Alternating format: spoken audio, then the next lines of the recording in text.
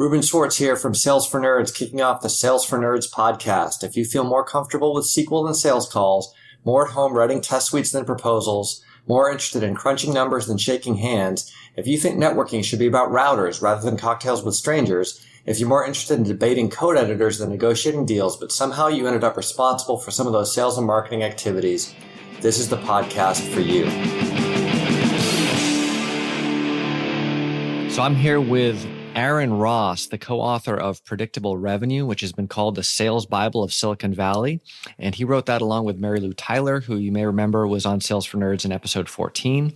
And she actually had a bartender friend mix up a special cocktail for the occasion, which we won't have today. But anyway, if you haven't read that, read that. Now Aaron's got another book that he's co-written with Jason Lemkin, who's the former CEO of EchoSign, and he's done a lot of other cool things.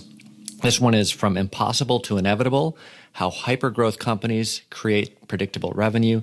And that all sounds really impressive, but what's really impressive to me is that Aaron has 12 kids, mostly adopted, and he tries to work 25 hours per week. And given his large cohort of kids and the time zone in California, Aaron is not imbibing today, but I've got a little bit of 2013 Franciscan Napa cab.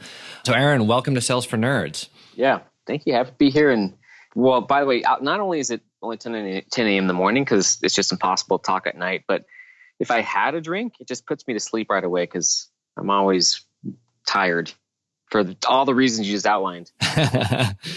Well, maybe we'll get to that too, because that was one of the things that did stand out in your book. And one of the things I like about your book is it's got a lot of great insight. You cover these companies and methods and people doing incredible things, but it's not like it's all easy. And there's no superhumanity in there. It's all regular people trying to do extraordinary things as best they can. So maybe rewind a little bit, Aaron, and tell folks who haven't read your book yet for some reason, how did you get into sales? Well, I think like a lot of people, I never thought about sales. I didn't know what it was probably till college. And I did a little bit for the paper, but not very well. I never thought about myself as a salesperson or never thought it'd be a valuable skill. I never dreamed of being in sales. I never had a vision of being a sales author. Right. So it's just funny how well, what happened was when in my late 20s, 27 to 29, I started a internet company. This is around like 99. So in that bubble, and we raised, several $1 million. The company went, bust. And one of the reasons was I, as the CEO, didn't know sales, like professional sales. And any entrepreneur can sell, but there's a difference between selling through passion because you're excited and actually knowing how to build a repeatable, like professional sales team. And so after that, very painful experience of shutting down a company and basically like putting a knife in the heart of a dream. I was like, all right, I need to learn like sales, and so led me to where better than working in sales at Salesforce.com. So that was, I think, really going through such a painful experience and then seeing the value, like the fundamental value. It makes sense in hindsight, like what, companies need money, what brings in money. But even at the time, it was more like marketing or business development, or like sales has never been like something that's sexy or interesting. Even at business schools, I think just now, there finally are a few sales programs because it's always like marketing and strategic marketing. And so what I saw, and I think in the future is going to be more appreciation for not people who aren't salespeople, the value of sales and why you need it as a skill, whether as an individual or as a company. So that's what led me to, that started me off here. And how did you get this notion of, hey, we shouldn't have salespeople just covering the whole sales pipeline, but different people should be doing different things? Yeah. Back at Salesforce, because that was really formative. That, and plus working after Salesforce with companies, all kinds of different companies. At Salesforce, we were doing that to some extent already, but there was still this assumption that all the salespeople should do their own prospecting, especially because they'd hired a lot of expensive field salespeople. And the expectation, and if anyone is probably older than 30, at least older than 35, I don't know if it may be younger, but I know a long time assumption is you hire salespeople, they've got prior relationships, they've got contacts. I wouldn't say a Rolodex nowadays, but they've got, and then you hire them and they can help go back to their prior clients to help bring customers in. So that was the assumption, because these were, $250,000 plus kinds of ex-Oracle, ex-Siebel, very experienced salespeople who brought in nothing from their own relationships. They got some leads from marketing, but at some point I was looking at this because I took the most junior when I started Salesforce, from being an internet company CEO to I wanted to learn, and I didn't care about the title. I didn't really care about the compensation. The only job they had at Salesforce was basically the role where someone's answering the 800 lines, right? The most junior role, except for interns. Like there's basically one step up from intern, but that's what they had. And it didn't pay much. I got, at the time, Salesforce probably had 100 million shares out, and I probably got, 2,500 shares. So it's 0.0. There's a lot of zeros, a lot of zeros. So very little equity. I mean, I started early at Salesforce. There's about 150 people, but not early enough. I mean, I never made a lot of money from there, but I wanted to learn. I took the job where I could learn the most. And so as in working in this lead gen, I started to look at these frustrations. Like field sales didn't have enough pipeline, old story. Leads weren't like the marketing that Salesforce was doing worked really well with small business. There's lots of word of mouth there in some medium companies. Didn't do a lot in the bigger companies. So I saw some people, we tried a couple experiments, outsourced company, a couple people started doing calls. And I said, look, just give me a chance, give me a few months and I'll figure this out, some way to go do prospecting. Now I didn't know what prospecting was really, but this was the start of within a few months and so on. I created this process of how to go out and generate appointments at companies who'd never heard of us. And I did it first and I had a second person do it who wasn't me. And then we turned it took about a year to sort of validate it for the executives and Mark Benioff, where they saw that, okay, we're getting real revenue and it was audited. They were very, very diligent to make sure that revenue was incremental. It wasn't just finding some other prior, lead and just it was like truly incremental revenue. And then, so after a year, they just started hiring people and building the team out.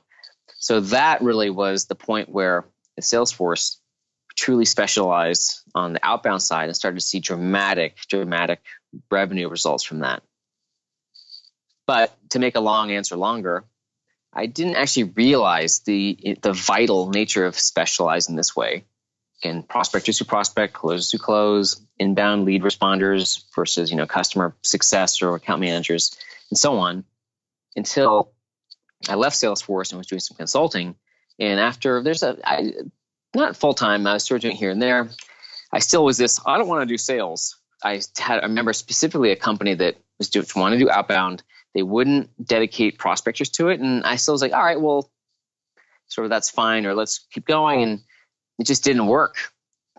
That was the time where I decided, you have to specialize. Like, it's just not an option, because I saw some places where people, when they specialized, it worked. When they sort of juggled and made it one of these other things, like we have salespeople who were responding to inbound leads and doing outbound, and it just didn't work. So it was really around 2007, 2008 or so where it became a mandate, like part of my core message that you have to specialize, obviously in a way that's right for your business, but that is a vital prerequisite towards creating a scalable or successful sales team and also a successful outbound prospecting team. Okay, great. And so how did that then turn into the new book, From Impossible to Inevitable? Great question. So if you haven't read Predictable Revenue, it came out around 2011. Again, mostly around sort of my experience at Salesforce and some other sort of sales ideas in there. But it was 5 or 6 years later. And since then, I've been doing consulting with companies, how to build outbound teams. And when I did this new book with Jason Lemkin, one of the major lessons I'd learned since Predictable Revenue came out was around when did outbound work really well for companies versus when did it work okay versus when did it not work. Now, whether they were clients or whether they were just friends asking for advice or so on, I mean, I talked to a lot of people.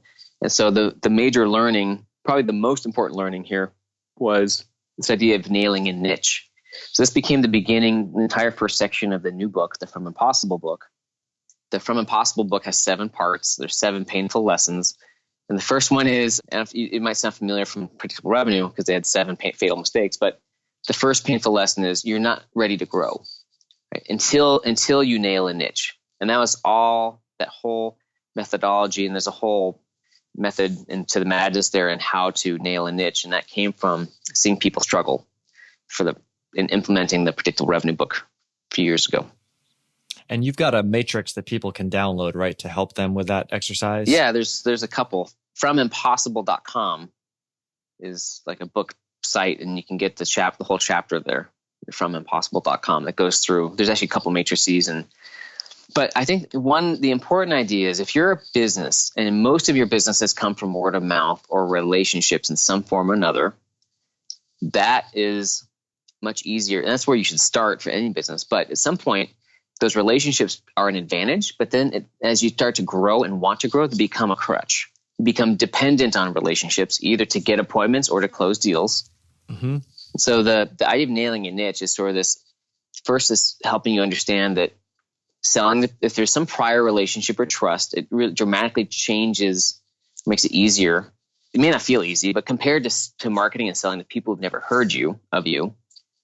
So there's this trust gap between, again, the difference between working with people where there's some prior relationship or brand awareness, and then people who've never heard of you. There's this trust gap, and it's more of a chasm to cross to figure out how do you market, how do you either get appointments with people who have never heard of you or your brand, or then have them buy with people who've never heard of your brand. There's a lot more credibility, proof, relationship building, and things that have to go into that. And that's what that chapter is about, to enable you to not be dependent on relationships to grow and to help you unlock the ability to go out to whoever you want to, start a conversation and see if they can become a customer. Let's sort of unlock the market for you. And one of the things that I thought was interesting there is getting good testimonials, and then testimonials are essentially word of mouth, except it's more scalable than personal introductions. I can't remember if it was the nailing the niche or the scaling your sales chapter where you talked about that, but I was like, oh, that's so true. It's still word of mouth. It's just not dependent on that third person anymore to actually do the physical introduction. Yeah. So you're right. So one of the things that I updated in the new book is the seeds, nets, and spears. Right. So, painful truth number one, you're not ready to grow until you nail a niche. And by the way, that came from lots of companies coming to me saying, we want leads, we want to grow. And I'd look at them and you're not ready to grow. Okay, so painful. You don't know who your customer is. No, or where are you, which kinds of customers, to whom are you a need versus to whom are you a want? Right. Right. Nice to have. If you're nice to have, they're not going to buy. So part two, the painful truth is overnight success is a fairy tale. And you have to create systems to create predictable pipeline, basically. So that goes into seeds, nets, and spears. And one of the newest bigger part, so there's updates and more case studies on outbound prospecting, but for the seeds, that's word of mouth. If you haven't read the predictable revenue, right, there's these three kinds of leads. There's seeds, nets, and spears. Seeds are word of mouth generated leads or relationship generated in some form, customer referrals or your friends. Nets are marketing and casting a wide net. It's really quantity over quality. And spears, outbound prospecting or targeted business development. So seeds, just touched on in the original book. The new one, it's a whole chapter. It's about customer success, really, because word of mouth leads are hard to generate. They're great, they're the best, but how do you grow them? So we sort of go into a lot of detail around why and how to build a customer success philosophy and program, and so that you can try to systematize. You're targeting the right kinds of customers who sign up with the right expectations and then get value from whatever you do. And when you invest in customer success, and it's not a cost, it's an investment. And it's not even about making customers happy. It's really about revenue growth too. You get more and better testimonials, more and better case studies, which both are vital for sales, selling, and marketing, especially in outbound case studies. And plus, of course, higher retention or lower churn and more upselling. So there's a lot in benefits in investing in this idea of customer success. And in most companies, it looks like a dedicated team, person or people who are working with your customers. And seeing that as, again, it's not a cost, it's an investment in revenue. And it's actually more important than sales. I think most companies wait too long and invest too little in creating a customer success function and team. So if you've got happy customers, it's going to be a lot easier to sell the next deal than if you just have a fancy sales team. Yeah. Now every company is different, but most growth companies focus too much on getting new customers before they've really gotten the back end of their customer process dialed in, right? You've got 10 customers. Okay, now let's get 20. Well, a lot of times what happens, especially with a lot early products, but it can apply to services and other things too, is the 10 customers you've sold, like two are great and stay for a year, and 5 are okay, and 2 leave early. And so you don't really know enough about what truly makes for a successful long-term customer, and means that as you're trying to just go out and grab any customer you can get, you're just wasting a lot of your time and energy and attention when you should be balancing, instead of 80% of your energy on new customers, do 50-50. I'm just picking numbers, but half on new. But people underinvest on customer success, whether that's executive attention or teams to do it, to ensure, okay, we've got customers. What does it really take for them to be successful? What does that take? Because signing them is just one step in a much longer relationship with them. Now, I'm sure a lot of folks will read these books and say, oh, Aaron, this makes so much sense. Totally understand how if you're Salesforce or HubSpot or Zenefits or whatever, this is how you do it in Silicon Valley. But here we are outside of Silicon Valley. We have no VC. We're not trying to be a unicorn. I'm one person, right? Or even if I have a small team, right? Like, how do I apply these lessons? If you like, let's go to one person, right? Can I apply any of these lessons if I'm a single person company? Yeah, for sure. Now, great question, because one of the principles is focus. This is really around sales specialization. It's around nailing a niche. It's really, especially if you're one person, like who are the best kinds of customers? It's really trying to refocus on like who should you be talking to and working with, and how do you apply your time? So on the sales specialization idea, right? Prospectors who prospect, closers who close. If you're one person, you would apply this by just blocking out time on your calendar for that thing that you know is important, but you can't get to. Right? So that might be customer success, like calling your customers. That might be prospecting. So for me, for example, to write the From Impossible book, on top of having, it's technically 9 kids that are like legally adopted and so on. We've had some foster kids, and having a couple businesses. And I have to make money. I have to make a shite load of money. How would I write a book on top of that? And I say a real book, because I do my own writing and Jason does his. We don't have, I've talked to ghostwriters. It just doesn't work. So the only way that worked was by blocking out Wednesdays, and it usually end up being a couple Wednesdays a month over, I don't know, like a year-ish, some amount of time as writing days, and just when working around that. And when it was time to write, just write. That was the only way. So if you can't get to prospecting, you're one person, you got to block out the time. You might need a buddy. You might need some goals. You might need that accountability to keep you honest, like starting a new fitness regime. Mm-hmm. But that's the way to do it. And so you can block out, here's my time where I'm prospecting. Here's my time where I'm following up on my warm leads. Here's my time when I'm closing. Here's my time when I'm talking to existing customers, et cetera. Yeah, to some extent. I mean, for me, I can probably only block out like one thing or two things. I think some people are a lot more organized, and my days are so hectic. It's like a Rubik's Cube between, this morning I got up my wife woke me at 4:30. Like, here's the baby, right? So holding the baby, because she does her singing and stuff until like 6 to 6:30. So I'm with the baby and like little kids and dogs till 6:30. And then it's time to get, some breakfast, get some kids at school, drive back, do a phone call for a speaking thing. And it's just sort of crazy. So for me, if I was single with a lot of time, I could probably do that. But yeah, no, I could do block out like one thing. I thought you had a nice tip in the book about that too, because I talked to a lot of people who they know they should be doing a bunch of marketing, and it's just there's so many choices these days about what they should be doing that they're overwhelmed and they end up not really doing anything. And you have this notion of the marketing cake versus the icing that I thought was useful. And obviously you're applying it to your own life as well. Yeah, writing, like books and writing is sort of you basically just pick one thing. There's a million ways you can market. So if you're going to start, just pick one thing to get really good at, and use that as your foundation before adding on the icing, like social media or blogging. So books are my I'm a book person, I think, at heart. So not even blogging. Blogging is really more of a means to write books for me.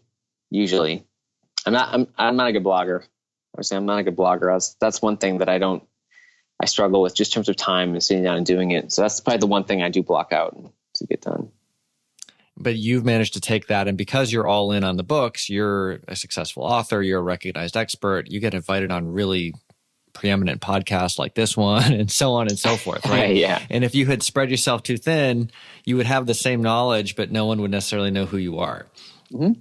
Yep. Now, for some people, like video, some people at live events, some people, everyone's different. So, or photography, there's infinite ways to express yourself. So the trick is to finding no one cares unless you find something other people care about and a way to share it with them that resonates with them. Right. But you don't have to do all of them, right? Pick the one that you're going to be into and do that. And then you can always do the other stuff as well. Yeah, as add-ons. Because look, social media for me, oh my God, it's not interesting. I don't like to do it. I don't have time. So I have someone help me usually. But for other people who love it, there's people who do great on social media because they actually enjoy it.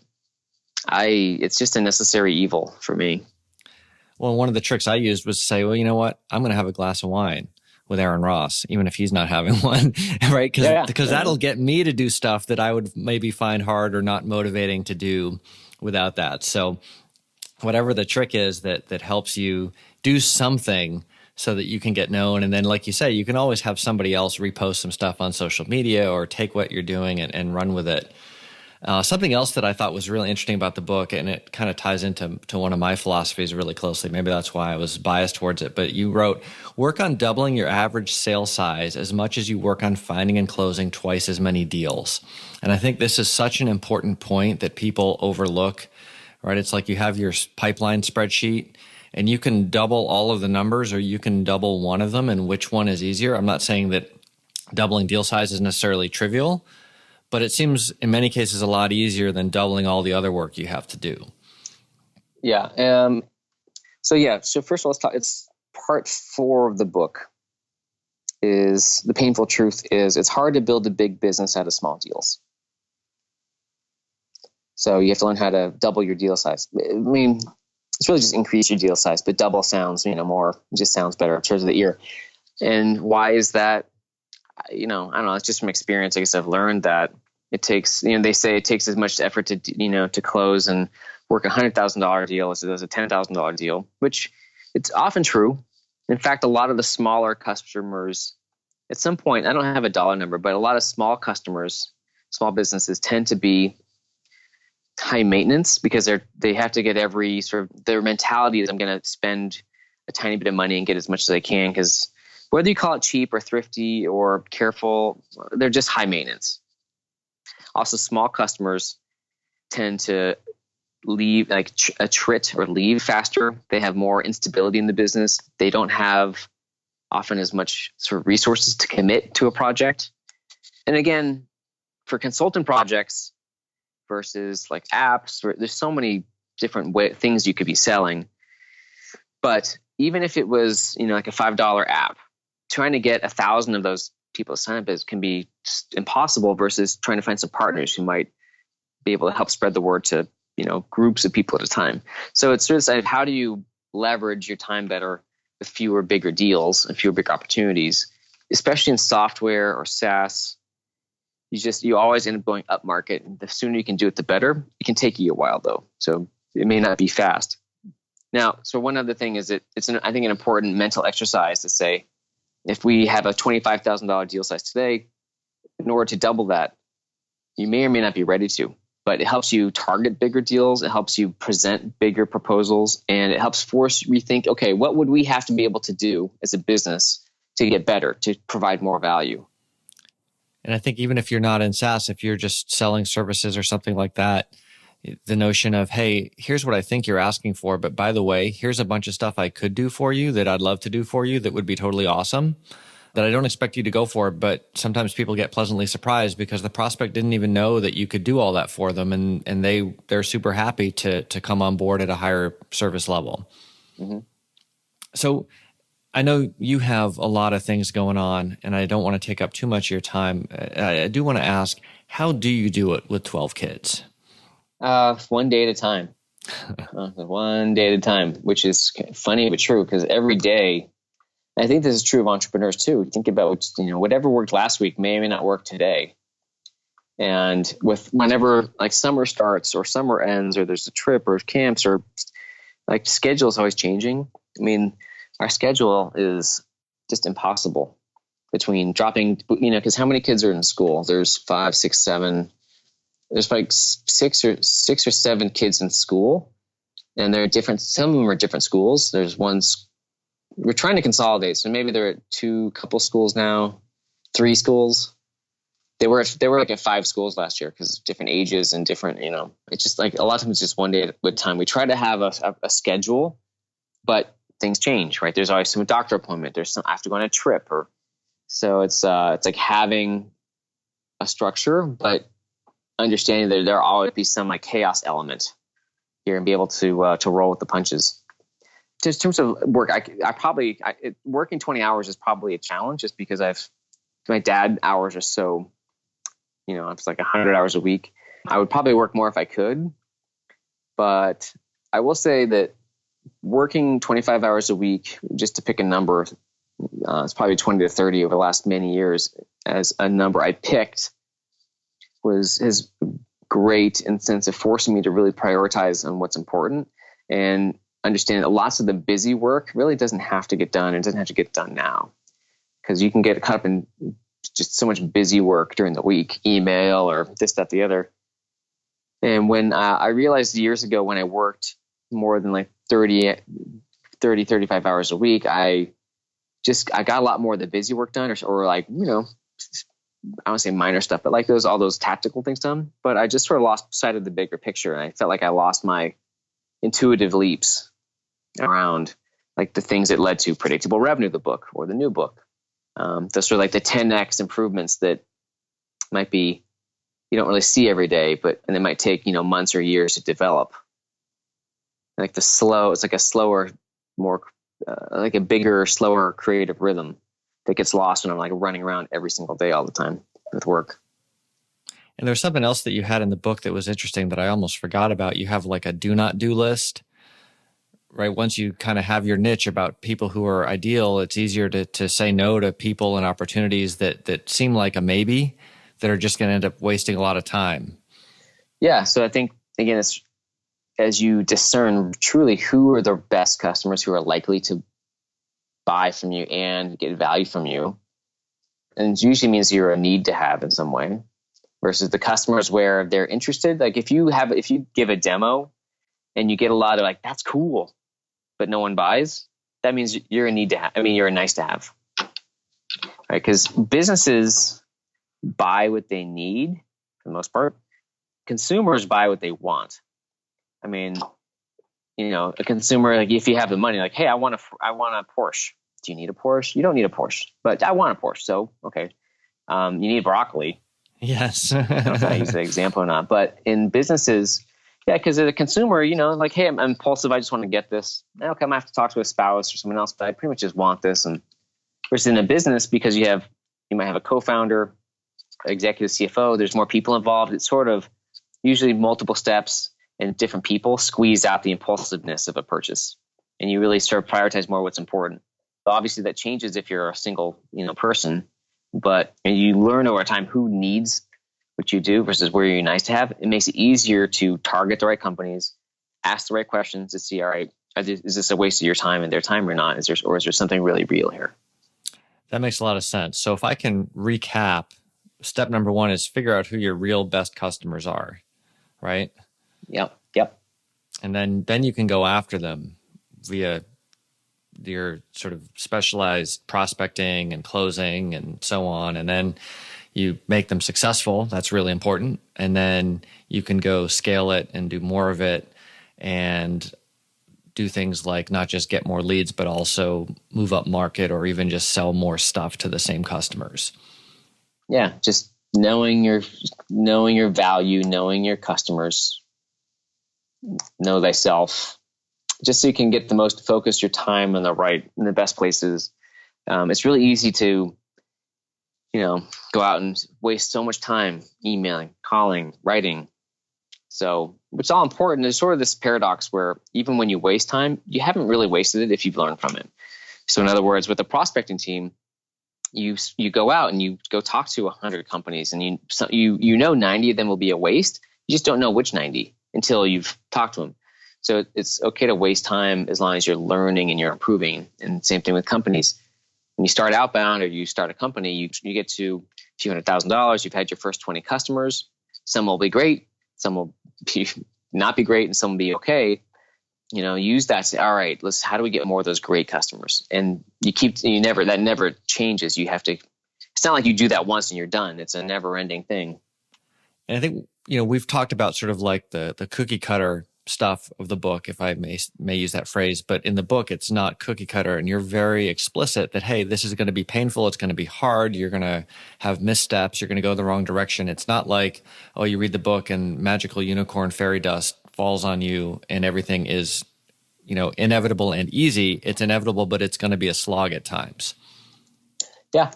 There's definitely going to be slogs. You can't avoid those.